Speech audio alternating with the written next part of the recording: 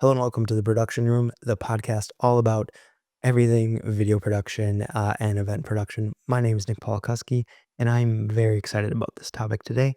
It's something that I think often can go overlooked, especially by newer creators, uh, but truthfully can even be overlooked by people who have been in the industry for a long time. And it's something that I think no matter what your role is within either video production or event production, uh, it's an important element. And that what we're going to be talking about today is systems and the importance of creating systems and why you want to do that.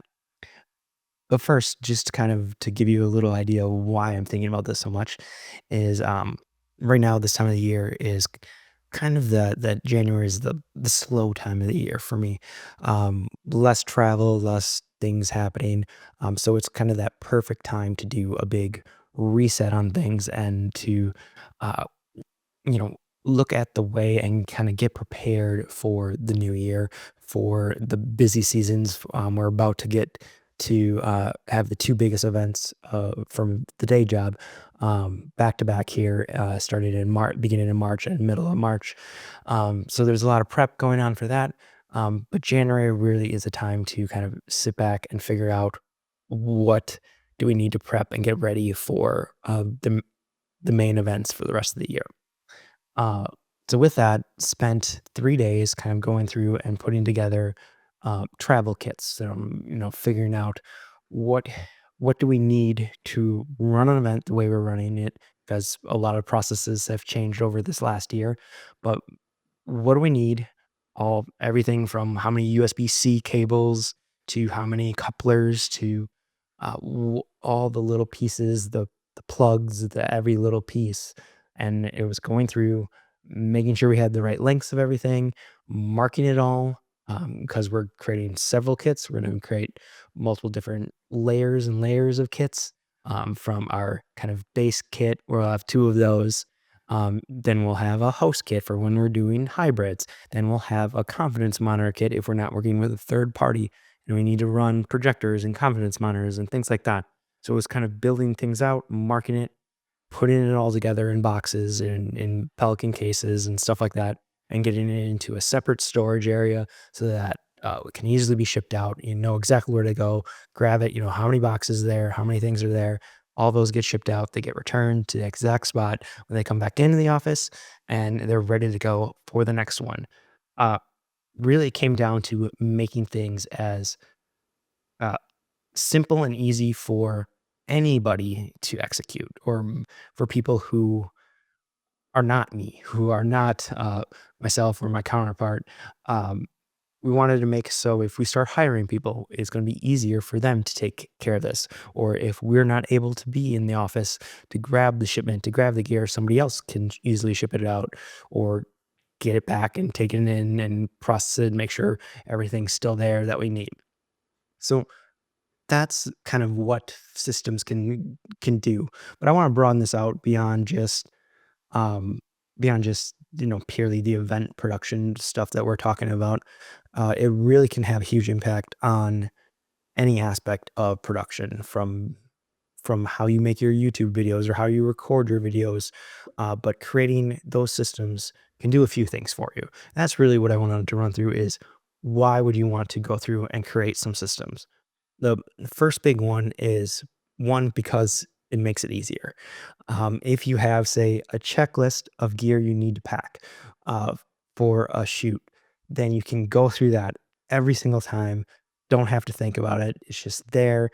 There's less decisions that need to be made each and every single time you're going on a shoot. Uh, that's a huge advantage because it allows you to just, again, quickly go through those. It allows you to potentially hire that piece out or delegate that to somebody else. It just allows for more flexibility and makes it easier. Number two is that it's also going to really build consistency for what you're doing, for that creative side of what you're doing. So on the event side, it helps make sure that we have everything, the exact same things every single time. And so we produce a consistent outcome. It just allows us all the things to be similar, which we'll touch on in some more further points here, but that consistency is a huge piece. You don't have to think about it. It's easier. They just kind of build off of each other. The other thing that I think it allows to is, and we've touched on this actually a little bit already, is that it allows for delegation. It means you don't have to be the one making these decisions or, grabbing gear and putting it in boxes, or you don't have to be the one doing the editing. Maybe you have created a template for the way you like your YouTube videos edited that has the intro, the outro ready to go. It has a few other things ready to go.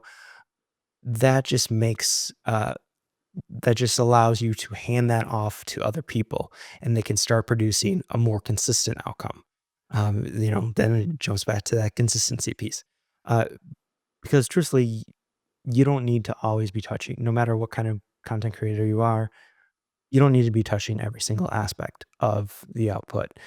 You want to get to a spot where you can delegate that and start doing the pieces that only you can do. So if you are working with an editor, it's having the logos and the animations ready to go in a Premiere template that they can just copy that for the new video, put in the A roll and start going through that, and then adding some extra spice. But you have that consistent framework that's ready to go. It's there for them to do, and it makes it easier to hand off to somebody else, and they don't have to guess on or recreate the wheel every single time that they're jumping into things.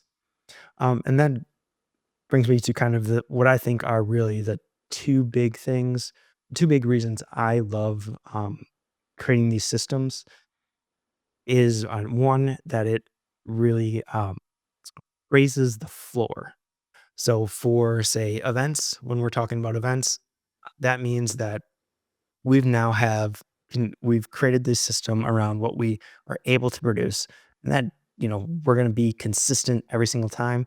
So that is the level of where we're starting at, and it allows for uh, improvements from that kind of base level, from that floor. It allows for more improvements and allows that to kind of continue to happen along the way. And that kind of goes hand in hand with this next point, which is that it fosters creativity. If you don't have to be making the decisions on the little things, or the kind of the base level things, it means that you can be more creative in all those other aspects. It means that you can find unique ways to do all of the other things and some of the other bigger components. I think these systems kind of create that boundary and again, kind of create that floor and allows you to innovate from there, which I think is a huge thing that people often overlook or don't think about. Um, and it's the reason I would really encourage you to start thinking about, okay, what is my base level of a video? What does my base video production look like? And how can I template that? How can I make that into a system as much as possible so that that's the worst video that I'm making. And then from there, you can get more creative. So often, a big pushback I hear from people is that they don't want to create systems because they like having creativity. They think it makes it too rigid. And I did just push back on that. I think that's wrong. I think having systems and having that template, having that base level is what allows you to innovate from there. It allows you to adjust one thing or adjust a couple to make a few tweaks to really bring in new aspects and new creativity and make sure that the rest of it doesn't fall apart, that you still have that kind of base level and can just continue to grow. So those are really the 5 big reasons I think you should be, um, creating systems in all kind of your content creation, uh, whether you're a content creator in the truest sense, just here on YouTube, or if you are out there doing event production or something like that, creating systems helps things kind of really flow. And just kind of along that line, one thing that I am working on here is a little course. It's going to be a free course that is designed to help you build your own at home studio because I think kind of having a studio setup, having something where you can sit down and it's kind of everything ready to go is one of those base level systems um, that it can be extremely helpful for people.